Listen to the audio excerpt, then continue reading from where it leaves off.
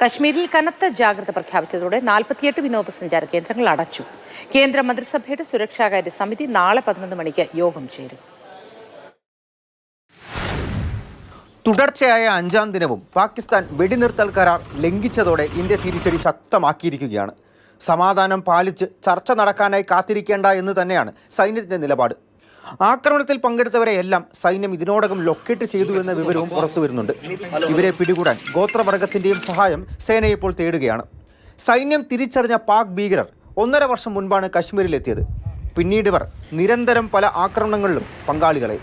ഇവരിൽ പഹൽഗാം ഭീകരാക്രമണത്തിൽ നേരിട്ട് പങ്കെടുത്ത ഹാഷിം മൂസ പാകിസ്ഥാൻ സൈന്യത്തിന്റെ പ്രത്യേക വിഭാഗ അംഗമായിരുന്നുവെന്ന് അന്വേഷണ ഏജൻസി കണ്ടെത്തിയിട്ടുണ്ട്. 2024 ഗന്ദേർവൽ ഭീകരാക്രമണത്തിലടക്കം ഇയാൾക്ക് പങ്കുണ്ടായിരുന്നു. അതിനിടെ ആക്രമണവും ഭീകരരെയും നേരിട്ട് കണ്ട നിർണായക ദൃക്സാക്ഷിയുടെ മൊഴി NIA രേഖപ്പെടുത്തിയിട്ടുണ്ട്. ഇയാളെ ബൈസരൻ വാലിയിൽ എത്തിച്ച് ക്രൈം സീൻ പുനരാവിഷ്കരിച്ചു. UN-ൽ പാകിസ്ഥാനെ തെമ്മാടി രാഷ്ട്രമെന്നാണ് ഇന്ത്യ വിശേഷിപ്പിക്കുന്നത്. ഇന്ത്യയുടെ തിരിച്ചടികളുടെ ഭാഗമായി പാക് മാധ്യമപ്രവർത്തകരുടെ X അക്കൗണ്ട് ബ്ലോക്ക് ചെയ്തു. പാക് വിമാനങ്ങൾക്ക് നിരോധനം ഏർപ്പെടുത്താനുള്ള നീക്കങ്ങളും നടക്കുന്നുണ്ട്. ഇന്റലിജൻസ് വിവരത്തിന്റെ അടിസ്ഥാനത്തിൽ കശ്മീരിലെ 48 വിനോദസഞ്ചാര കേന്ദ്രങ്ങളും അടച്ചു.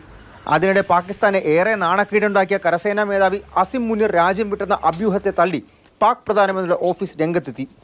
ആക്രമണത്തിന്റെ പശ്ചാത്തലത്തിൽ പ്രത്യേക പാർലമെന്റ് സമ്മേളനം വിളിക്കണമെന്നാവശ്യപ്പെട്ട് മല്ലികാർജ്ജുൻ ഖാർഗെയും രാഹുൽ ഗാന്ധിയും പ്രധാനമന്ത്രിക്ക് കത്തയച്ചിട്ടുമുണ്ട്. മാതൃഭൂമി ന്യൂസ്, ഡൽഹി.